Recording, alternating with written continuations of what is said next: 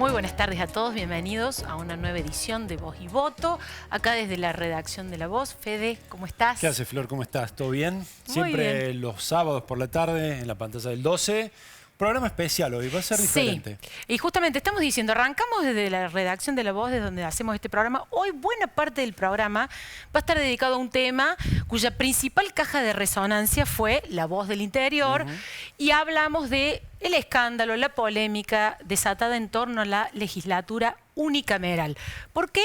Por la cantidad de personal que tiene, por la reticencia del gobierno provincial a brindar información diciendo simplemente cuál es la nómina de personas que trabajan en la legislatura con salario pagado por todos los cordobeses, por supuesto. Todo comenzó en enero de este año cuando un ex concejal, Guillermo Kreisman, fue a cobrar un sueldo que no le correspondía a nombre de una persona que era, hasta ahora la justicia no determinó, empleada de la legislatura.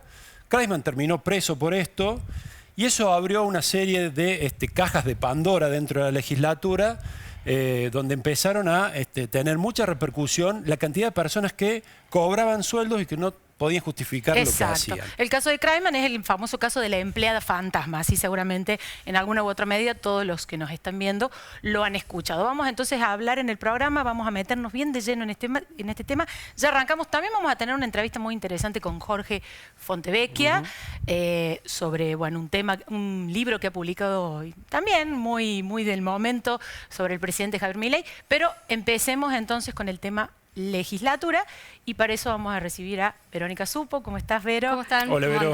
¿Cómo andás? Muy bien. Nuestra colega de La Voz, que sigue la legislatura de cerca, porque bueno, lo cubrís para La Voz, vas físicamente a las sesiones, y bueno, ya has trabajado también junto al equipo de La Voz de lleno en todo este tema. El diario viene siguiendo el periodo legislativo 2023, las sesiones ya todos saben que se hacen cada 15 días en este periodo, entonces nosotros cubrimos la sesión y además hacemos el seguimiento de comisiones y demás, pero nos abocamos obviamente a este tema que, como vos dijiste, Fede, comenzó a mediados de febrero a partir de esa ida al banco del ex concejal Guillermo Kreisman. De ahí empieza el proceso en la justicia y de ahí surgen todas las preguntas de cuántos Kreisman existen o cuántos reales contratados tiene la legislatura de Córdoba. Claro. Fue la primera pregunta que surgió y no se había dado nunca desde diciembre de 2023, que inicia este periodo legislativo, un Excel, un listado publicado con realmente cuántos son los asesores que tienen los 70 legisladores que en Córdoba componen el cuerpo legislativo. Vamos a repasar entonces. Dale. Hay 70 legisladores elegidos por el pueblo que tienen una banca cada uno.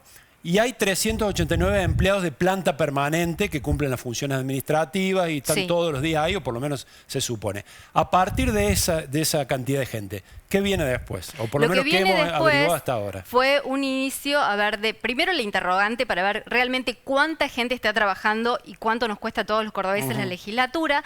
De ahí se desprende en un trabajo periodístico de consultar a cada uno de los presidentes del bloque si nos podía facilitar esta información de acceso público, que hay que decir que en otros parlamentos sí está publicado y se puede ver el legislador, el nombre y el personal, esa información que es pública en otros parlamentos. ¿En el Congreso? En el Congreso no basta ir muy lejos, pero que en Córdoba solamente teníamos una publicación de mediados de 2024 que lo que daba cuenta es un Excel muy cortito con los 70 legisladores y un asesor.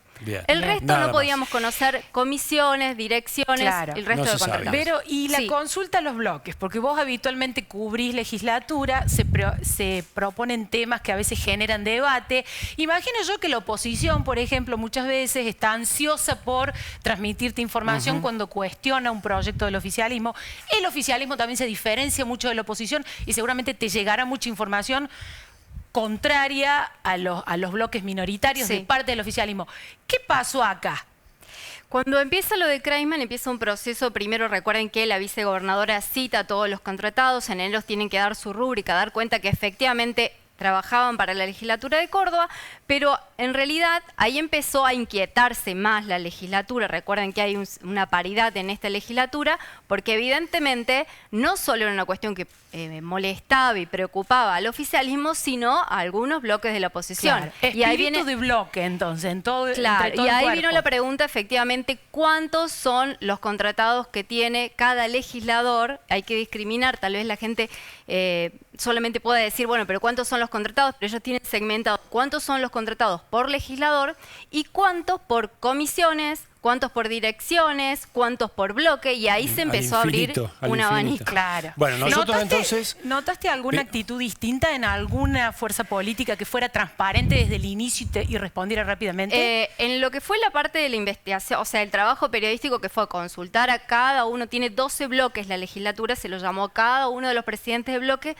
con la misma pregunta, si nos podían dar la cantidad de asesores contratados y el nombre. Bien, para. La respuesta varió. Perfecto, bueno, vamos ordenando entonces. Sí. Preguntaste, algunos sí te dieron la información, el oficialismo no. ¿Qué hizo entonces el diario a partir de esa negativa del oficialismo? Sí, igual te aclaro una cosa, una cuestión que me parece importante. Varios de los opositores, la primera reacción es, ¿para qué quieren los nombres? ¿Por qué tenemos que dar los nombres? Nadie... Me sobran los dedos de las manos para decir todos los legisladores vinieron y corrieron, sí, no tengo problema en dar cuáles son mis contratados. Una actitud defensiva transversal. Lo primero fue defenderse, preguntar qué era lo que estaba pasando, por qué tenían que dar los nombres de la gente que los asesoraba. Rápidamente algunos tuvieron muy rápidos y dieron sus nombres y otros empezaron a coincidir casualmente en decir que la información estaban todos registrados en la Secretaría Administrativa, Bien. que es una secretaría dentro de la legislatura. Bien, entonces... Y ahí quedó, y ahí cerró con candado. Claro. Y bueno, empieza ya, si lo que decís vos, el proceso judicial. Primero el pedido de acceso a información pública. A través de La Voz del Interior. Que realiza el diario La Voz del Interior. No se cumplen los plazos, no se responde. Cumplen los 10 días hábiles, no llega la información, había cierta expectativa. Ya ahí el clima en la legislatura era el rumor, por más que había una sesión con un temario de ese día, el tema era qué iba a pasar, si efectivamente había una decisión del oficialismo de dar los nombres o no. Bien. Bueno, luego con Carlos Jornet, el director periodístico de La Voz, vamos a adentrarnos bien en el proceso, el reclamo judicial que tuvo que hacer La Voz para el acceso a la información. Volvamos, Vero, bueno, ¿a qué se sacó en limpio? Finalmente conocimos un listado. ¿Qué fue lo que informó la legislatura y cuáles son los números principales de eso? Bueno, finalmente, después de un proceso bastante largo que llevó prácticamente desde el inicio, 2 meses, de aquella visita de Kreisman al banco, se cumplen 8 días de que finalmente, viernes por la tarde, la legislatura decide publicar una lista. La lista se divide en 2 contenidos. Por un lado, una primera lista con los asesores por legislador, Bien. que da un promedio de 5 contratados por legislador. Que son si 343. Esa lista da 343 contratados, salvo muy pocos casos que tienen 2 o 3 contratados, la mayoría tiene 5. Y se abre una segunda lista que da 711. Hay dentro de esas 711... Exacto. Que al menos identificamos en La Voz del Interior, 85 exintendentes que tampoco explican muy bien qué hacían ahí. Algunos ¿qué es eso de justifican su presencia? Explica ese fenómeno. Bueno, estos 711 obviamente que nosotros nos pusimos de cabeza a ver quiénes estaban en esta lista porque es poco creíble que cualquier empresa o una institución pueda conocer en qué área se desempeña el personal. Claro. Nosotros todavía no podemos conocer estos 711 a qué área o legislador o dónde están afectados, pero obviamente hay muchos nombres conocidos. De esos 711 surgen al menos 85 ex-intendentes o ex-jefes comunales. Con varios de ellos hablamos y les preguntamos. La mayoría de este grupo fue hoy ex-intendente, pero se vio impedido por una ley provincial para ir por un tercer mandato consecutivo. Claro. Quedaron fuera de carrera en 2023. La famosa RR que en este programa tratamos muchísimo. Sí, cuando se llegaba a ese momento había un sector que intentaba voltear esa ley y darles una reelección más a los intendentes. Básicamente se discutía la renovación de la política a nivel de las intendencias. Rápidamente, una ley impulsada por Schiaretti para mejorar la calidad institucional que termina con algunos intendentes que se sintieron afectados por esa ley, contratados en la legislatura como asesores. Con varios de ellos hablamos. Hay ex-intendentes que tuvieron 6 periodos consecutivos, 28 años, o sea, bueno, periodos larguísimos porque se vieron impedidos. Los llamamos a varios de ellos por teléfono. La respuesta es, ¿cuál es el rol? ¿Cuál es el rol que cumplen como asesores? Bueno, algunos reconocieron que habían sido llamados por el mismo gobierno, otros dicen que como ellos han tenido una gran experiencia en la administración pública, hoy son materia de consulta o facilitan reuniones con el gobierno y que esa es la relación por la que hoy son contratados. Son Claro. 85 Bien. o más. Digamos, Re- la Cámara tiene 70 Vamos a Y hacer legisladores. hay un repaso. un dato importante, no todos son No. justicialistas. Son 70 justicialistas, hay 13, si no mal recuerdo, de la UCR, Sí. que tampoco son de la UCR, Claro. algunos los niegan dentro del bloque, Exacto. y 2 vecinalistas. Hay vecinalistas, hay de los radicales que pasan por algunos ahí.